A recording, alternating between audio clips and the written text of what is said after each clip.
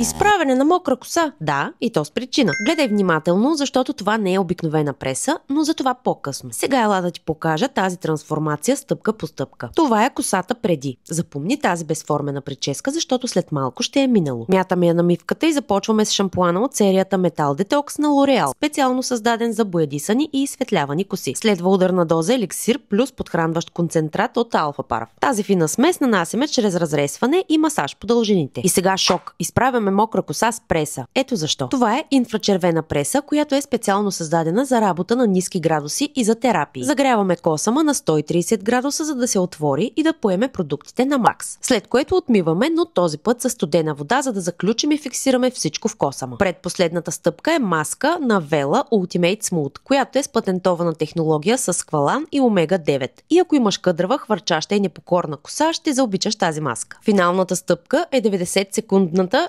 leave-in терапия на Wella. Пръскаме, сушим косата и вече можеш да видиш кое прави тази преса толкова специална. Необходимо е само едно минаване на кичурите и косата е перфектно права и гладка. Ако ти харесва резултатът, можеш да го постигнеш и ти в нашия салон или от дома съвсем сама. А всички продукти, които видя в това видео, ще откриеш на сайта.